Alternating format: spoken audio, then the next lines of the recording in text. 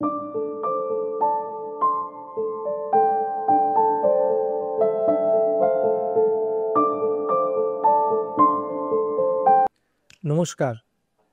আমি নারায়ণচন্দ্র দাস। আমি গার্ডেন রিচে থাকি। আম, আমি এপ্রিল মাসে জানতে পারি আমার ওয়াইফ প্রেগনেন্ট। তার ঠিক 4-5 মাস পর আমি যখন ফিটাল ইকো করাই, ফিটাল ইকোতে আমি জানতে পারি যে আমার বেবির হার্টে একটু প্রবলেম আছে। এটি আমি জানতে পেরেছিলাম দেবশ্রী গঙ্গোপাধ্যায় ম্যাডামের কাছ থেকে। তো তারপর উনি আমাকে সাজেস্ট করেন যে এই বেবিটি আমাকে কন্টিনিউ করার জন্য। আমাকে বলা হয়েছিল বেবির আফটার বার্থ 3 থেকে 6 মাস পর একটা ওটি করা হতে পারে। তো সেই হিসাবে উনি আমাকে কন্টিনিউ করার জন্য প্রস্তাব দিয়েছিল এবং আমি সেতে সম্মতি হয়ে সেটাকে কন্টিনিউ করেছি।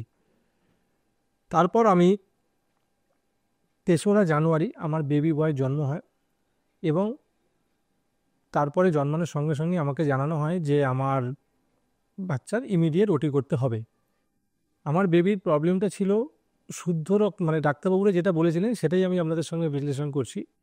আমাকে বলা হয়েছিল যে মানুষের যে শুদ্ধ রক্ত বিশুদ্ধ রক্ত হাড়ের মধ্যে একদিক থেকে শুদ্ধ রক্ত একদিক দিয়ে বিশুদ্ধ রক্ত চলাচল করে, সেটা আমার বেবির কোনো না কোনো একটা জায়গায় মিক্সিং হচ্ছিল। তো সেই মিক্সিংয়ের জন্যই আমাকে টাইম দেওয়া হয়েছিল 3 থেকে 6 মাস মধ্যে এটা আমাকে ওটি করাতে হবে।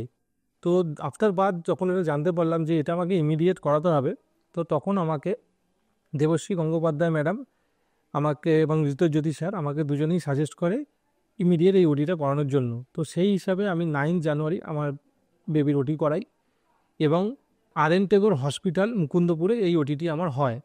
এই সমস্ত কিছুরই জন্য দেবশ্রী ম্যাডাম আমাকে সব দিক থেকে সহযোগিতা করেছেন।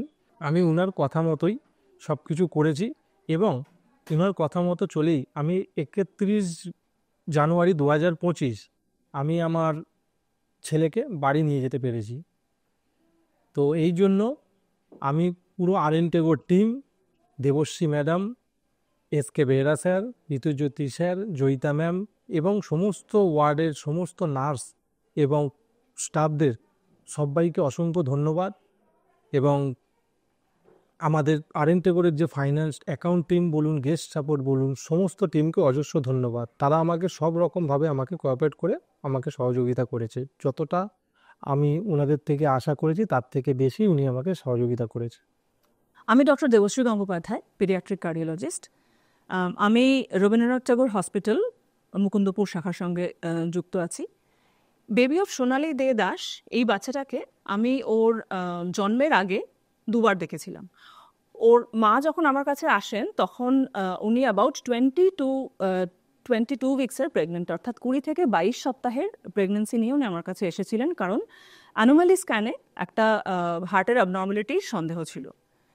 জন্মের আগেই বাচ্চাটা টিএপিভিসি ডায়াগনোসিস হয় এবং সেই সময় থেকেই আমরা ওনাদেরকে প্রিপেয়ার করতে থাকি এবং যা যা জন্মের পরেই বাচ্চাটাকে সুস্থ রাখতে গেলে যা যা করতে হবে সেই অনুযায়ী আমরা ওনাদেরকে পরামর্শ দিতে থাকি। যথাসময়ে বাচ্চার ডেলিভারি হয় আমাদের হসপিটালে, অর্থাৎ আর.এন. টেগোর হসপিটালে। জন্মের পর ফার্স্ট 7 ডেজ বাচ্চাটি আমাদের এনআইসিউতে অবজারভেশনে ছিল এবং তখনই আমরা বুঝতে পারি যে আমরা যদি ওর অপারেশন নিউবর্ন এজে না করি তাহলে আমরা বাচ্চাটাকে সুস্থভাবে হসপিটাল থেকে ডিসচার্জ করতে পারবো না। সেই মতো আমাদের টিম জয়েন্ট ডিসিশনে এসে আমরা 10 দিন বয়সে বাচ্চাটার উপর অপারেট করি এবং ডক্টর বেহেরা আমাদের সার্জন অপারেট করেন।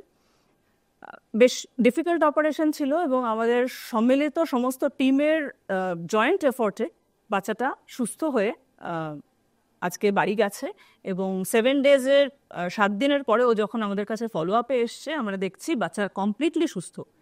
যেই ইম্পর্ট্যান্ট মেসেজটা আমরা এর থেকে পাই বা আমি যেটা বলবার চেষ্টা করব সেটা হচ্ছে complex heart disease, critical heart disease যদি সেটা জন্মের আগে ধরা পড়ে সেটা তাকে আমরা প্ল্যানফুলি ডেলিভারি অর্গানাইজ করতে পারি এবং সেই ক্ষেত্রে বাচ্চার জন্মের পরে অপারেশনের টাইমিং, বাচ্চার জন্মের পরের কেয়ার সব কিছু আমরা আগের থেকে প্ল্যানফুলি চিন্তাভাবনা করে কোঅর্ডিনেট করে করতে পারি এবং তাতে বাচ্চার জন্মের পরের আউটকাম কিন্তু খুব ভালো হয়।